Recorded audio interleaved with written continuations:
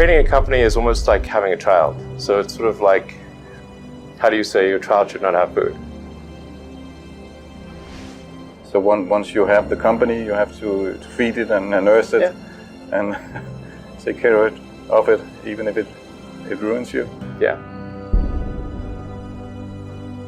The odds of me coming into the rocket business, not knowing anything about rockets, not having ever built anything, I mean, I would have to be insane if I thought the odds were in my favor. Why even begin? When something is important enough, you do it even if the odds are not in your favor. How much of your personal fortune have you poured into this? $100 million. $100 million into something that you did not believe would work at the beginning. Yes. You've said that this has been the toughest year for you, the most sort of taxing year for you. Like, why? Well, I mean, Tesla really faced a severe threat of death due to the Model 3 production ramp. Essentially, the company was bleeding money like crazy, and just if we didn't solve these problems in a very short period of time, we would die. And it was extremely difficult to solve them. How close to death did you come? Within single-digit weeks. 22 hours a day, or like what? How many I hours? was working, so 7 days a week, sleeping in the factory. I worked in the paint shop, general assembly, body shop. Do you ever worry about yourself imploding? Like it's just too much? Absolutely. No one should put this many hours into work.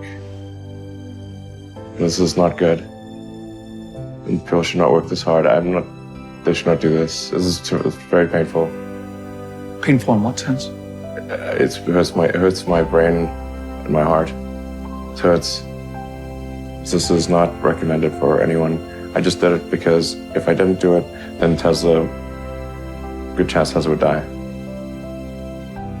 You need to work, depending upon how well you want to do, and particularly if you're starting a company, you need to work super hard.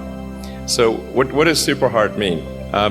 Well, when my brother and I were starting our first company, instead of getting an apartment, we just rented a small office and we slept on the couch.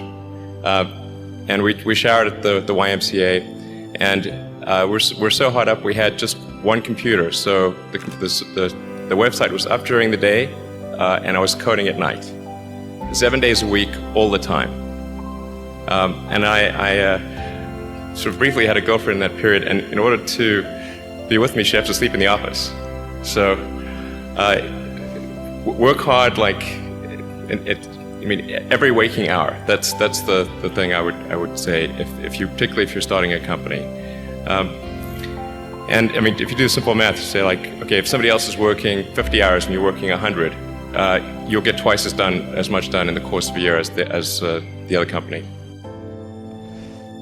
So when you create a company, I mean, if you think, well, what is a company really? A company is a group of people gathered together to create a product or service, and that's really all the company is. And so you have to really believe in what you're creating, and that it's and know in your heart and mind that this is something that matters, that and that the world ought to have. And I think it's important to investors to show that you're all in. And I think, for example, with Tesla, the fact that I invested all the money I had, literally I had to borrow money from friends to pay the rent in 2008. The tough decision was if I split the money between the two companies, then it's possible that both may still have died. And so I had to decide, would I dedicate funds to just one company and let the other one die for sure, or split the funds between the two companies? And that was the really difficult decision. Last question, 3 pieces of advice to entrepreneurs. What are your 3 pieces? I'm an entrepreneur, so you can share them with me. Okay. How would you advise me? Certainly being focused on something that you're confident will have high value to someone else, and just being really rigorous in making that assessment, because people tend to, a natural human tendency is wishful thinking. So a challenge for entrepreneurs is to say, well, what's the difference between really believing in your ideals and sticking to them versus pursuing some unrealistic dream that Right. doesn't actually have merit. And that is a really difficult thing to tell. Can you tell the difference between those two things? Right. You know, so you need to be sort of very rigorous in your self-analysis. I think certainly extremely tenacious, and then just work like hell. I mean, you just have to put in, 80 to 100 hour weeks every week.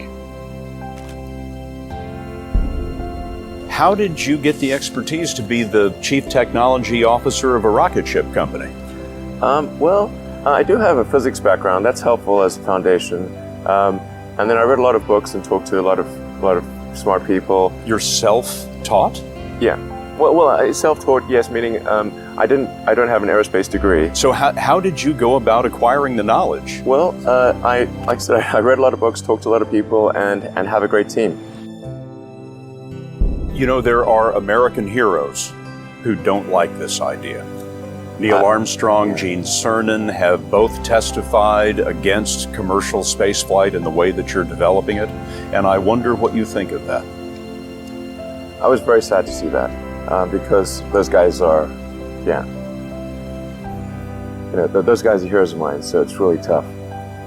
I wish they would come and visit and see the hardware that we're doing here. And I think that would change their mind. They inspired you to do this, didn't they? Yes.